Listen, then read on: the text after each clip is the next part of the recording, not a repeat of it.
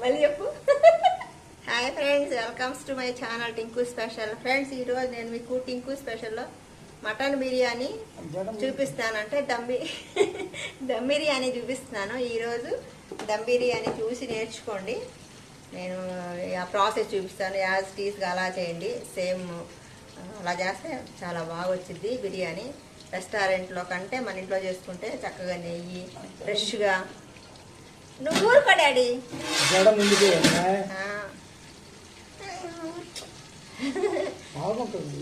అయితే దీంట్లో మనం ఫ్రెష్గా నెయ్యి నూనె అవన్నీ వేసుకుంటాం కాబట్టి చాలా బాగుంటాయి.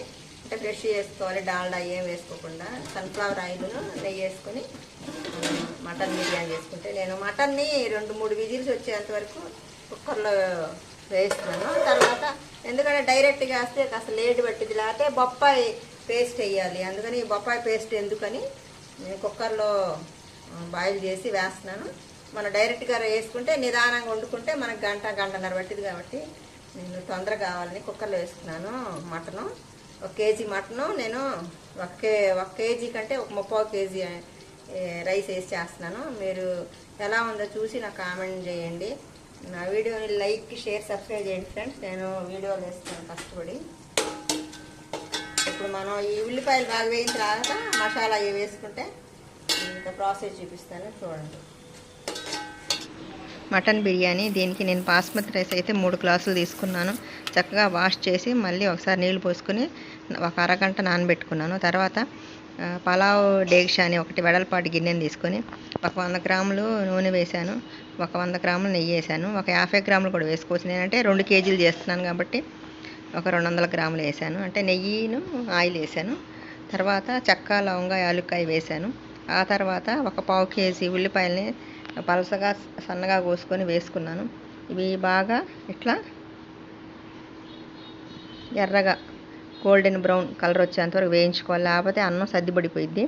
మనం చేసేది బాస్మతి రైస్ కనుక. తర్వాత తగినంత ఉప్పు వేసుకొని ఈ ఉల్లిపాయల్ని బాగా ఎర్రగా వేయించుకోవాలి. ఇట్లా సన్నని సగ మీద మంచిగా ఎర్రగా గోల్డెన్ బ్రౌన్ వచ్చేంత వరకు ఎర్రగా వేయించుకోవాలి. నేనైతే మటన్ని 3 విజిల్స్ వచ్చేంత వరకు కాస్త ఉప్పును కాస్త అల్లం వెల్లుల్లి పేస్ట్ వేసి ఉడికించుకొని పక్కన పెట్టుకున్నాను. ఇప్పుడు ఈ ఉల్లిపాయలు అయితే బాగా గోల్డెన్ బ్రౌన్ ఎల్లో కలర్లో వచ్చినాయి. ఇప్పుడు మనము అల్లం వెల్లుల్లి పేస్ట్ వేసుకుందాము. నేనైతే 3 స్పూన్లు అంటే 2 కేజీలు, అంటే కేజీ రైసు కేజీ మటన్ వేస్తున్నాను కాబట్టి 2 కేజీలు అవుతుంది కాబట్టి 3 స్పూన్లు అల్లం వెల్లుల్లి పేస్ట్ వేస్తాను. కరెక్ట్గా సరిపోయింది. అంటే అంత స్పైసీగా లేకుండా మరీ చప్పగా లేకుండా చాలా టేస్టీగా ఉంటుంది, చాలా బాగుంటుంది. నేను బిర్యానీ చేస్తుంటే వెయిట్ చేసేదని మా వారు కొబ్బరి నీళ్ళు తెచ్చారు. 100 రూపీసా 150 అంటండి కొబ్బరి నీళ్ళు. చాలా మంచివి, ఫ్రెష్గా దొరుకుతాయి మాకు, తీసుకొచ్చుకున్నాం.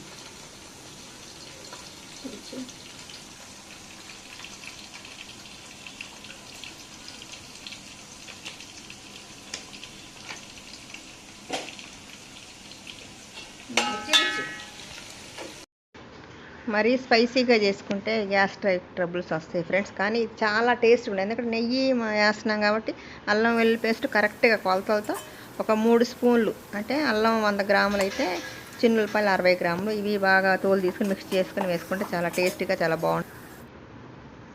అల్లం వెల్లుల్లి పేస్ట్ 3 స్పూన్లు వేస్తున్నాను. కరెక్ట్గా మెత్తగా రుబ్బుకోవాలి, చాలా బాగుంటుంది. మరి కచ్చా పచ్చి చేసుకుంటే బిర్యానీలకు బాగోదు. కరెక్ట్గా 3 స్పూన్లు వేసాను. ఇది కూడా అల్లం వెల్లుల్లి పేస్ట్ పచ్చి వాసన పోయేంత ఎర్రగా వేయించుకోవాలి, లేకపోతే పచ్చి వాసన వచ్చి బిర్యానీ పచ్చి వాసన వచ్చింది. అందుకని మనం అల్లం వెల్లుల్లి పేస్ట్ని బాగా వేయించుకుంటేనే, ఈ అల్లం వెల్లుల్లి పేస్ట్ వేయించుకునే దానిలోనే ఉంటుంది మన బిర్యానీ టేస్ట్ అనేది. ఈ అల్లం వెల్లుల్లి పేస్ట్లో మాత్రమే ఉంటుంది, ఈ వేయించుకునే దానిలో.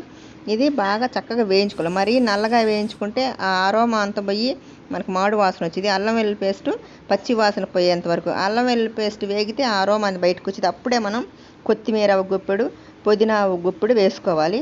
ఆ తర్వాత పచ్చిమిర్చి, టమాటా వేసుకోవాలి. ఇలా వేసుకొని ఒకసారి బాగా వేయించుకోవాలి. ఇలా వేయించుకుంటే మనకి ఈ కొత్తిమీర, పుదీనా కూడా కాస్త ఆ నూనెలో వేగి దాంట్లో ఉన్న అరోమా కూడా బయటకు వచ్చింది. ఇప్పుడు టమాటాలు, పచ్చిమిరకాయలు వేసేసుకున్నాం కాబట్టి ఈ మొత్తాన్ని ఒకసారి బాగా కలిగి పెట్టుకోవాలి. అంటే కాస్త ఉడకాలన్నమాట. టమాటా, పచ్చిమిర్చి కూడా ఇందులో ఈ మసాలాలు ఉడికితేనే మనకి టేస్ట్ వచ్చింది. మనం 1 స్పూను కారం వేసుకోవాలి. ఆ కారం అంటే పచ్చి కారం వేసుకోవాలి. ఈ మొత్తం వేసుకున్నాక బాగా మనం ఈ టమాటాలు, పచ్చిమిర్చి, పుదీనా, కొత్తిమీర ఈ కారాన్ని ఇలా వేయించుకోవాలి. ఇట్లా వేయించుకుంటే మనకి కాస్త ఈ మసాలాలో వేగి కాస్త బాగా ఉడికిద్ది. ఉడికిన తర్వాత మనం దీనికి ఒక గిద్దన్నర పెరుగు వేయాలి.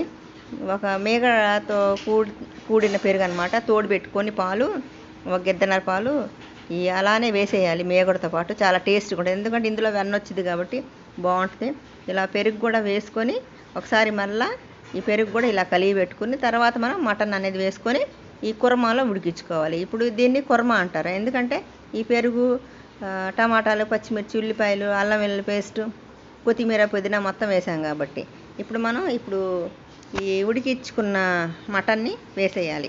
ఇలా ఉడికించుకున్న మటన్ వేసుకొని మళ్ళీ ఒకసారి బాగా కలిగి పెట్టుకోవాలి, ఎందుకంటే పెరుగులో ఈ మటన్ అనేది బాగా ఉడికి మనకి జ్యూసీగా మెత్తగా చాలా బాగుంటుంది.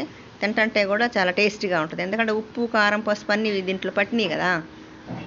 అందుకని ఈ మసాలాలో ఈ పెరుగులో ఈ మటన్ ఉడికితే బాగా మనం తినడానికి కూడా మెత్తగా జ్యూసీగా బాగుంటుంది. అందుకని మనం పెరుగులో ఉడికించుకుంటే మటన్ అనేది బాగా స్మూత్గా వచ్చింది. ఉప్పు అయితే చాలేదు, ఉప్పు కూడా మనం వేసుకోవాలి.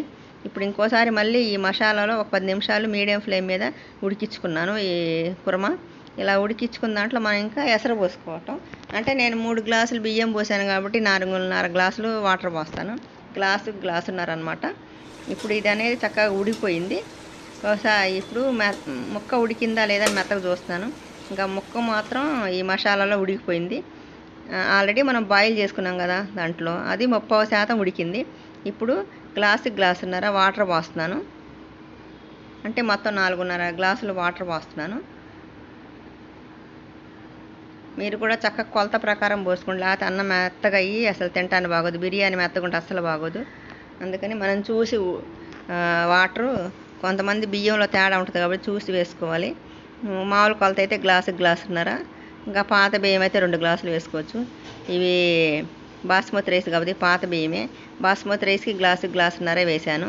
మామూలుగా అయితే గ్లాసే వేస్తారు కొత్తవి అయితే. పాతగా ఉన్నాయి కాబట్టి గ్లాసున్నర పట్టింది బాస్మతి రైస్. మామూలు రైస్కి అయితే 2 గ్లాసులు పట్టిద్ది. ఇప్పుడు ఉప్పు చూసుకుంటున్నాను, ఉప్పు సరిపడలేదు. ఇంకో స్పూన్ ఉప్పు అనేది వేసుకొని మరలా ఒకసారి కలిగి పెట్టుకొని మూత పెట్టుకొని ఈ వాటర్ అనేది బాయిల్ చేసుకోవాలి. నేనైతే చిన్న సైజు నిమ్మకాయలు 2 వేసుకున్నాను, ఎందుకంటే నిమ్మకాయలు వేసుకుంటే అన్నం పొడిలాడుతూ చాలా బాగుంటుంది. బుడ్డి నిమ్మకాయలు అనమాట. పెద్ద నిమ్మకాయ అయితే ఒకటి సరిపోయిద్ది, ఎందుకంటే మళ్ళీ ఎక్కువ నిమ్మరసం వేసుకున్న అన్నం పులుపు వచ్చిద్ది. అందుకని మనం కరెక్ట్గా వేసుకోవాలి. ఈసారి మొత్తం కలిగి పెట్టుకుని మూత పెట్టుకున్నాను. ఇప్పుడు వాటర్ అయితే బాయిల్ అయిపోయింది. ఇప్పుడు బియ్యాన్ని అయితే వడకొట్టుకొని ఇందులో వేసుకుంటున్నాను. మొత్తం బియ్యం ఇందులో వేసేసుకోవాలి, అంటే నీళ్ళు లేకుండా వడకట్టుకోవాలి, లేకపోతే అన్నం శుద్ధ అయిపోయింది, ఎందుకంటే వాటర్ ఎక్కువైపోయింది కనుక. బాస్మతి రైస్ అసలే చాలా డెలికేట్గా ఉంటాయి. ఒకసారి ఇలా కలిగి పెట్టుకోవాలి మటన్ని, బిర్యానీ మొత్తం కలిసేటట్టు. ఇలా కలిగి పెట్టుకొని హై ఫ్లేమ్ మీద 10 నిమిషాలు, మీడియం ఫ్లేమ్ మీద 10 నిమిషాలు, లో ఫ్లేమ్ మీద ఒక 5 నిమిషాలు పెట్టుకొని మనం దీని మీద మూత పెట్టేసుకొని ఒక గిన్నె నిండా నీళ్లు పెట్టి దాని మీద దమ్మించుకోవాలి. కొంతమంది అట్ల పెనం మీద పెట్టుకొని దమ్మించుకుంటారు, అలా ఏం అక్కర్లేదు ఫ్రెండ్స్, ఎవరిష్టం వాళ్ళది. నేనైతే ప్రతిసారి ఇలానే పెట్టుకుంటాను. ఇలా ఉడికిపోయింది అన్నం.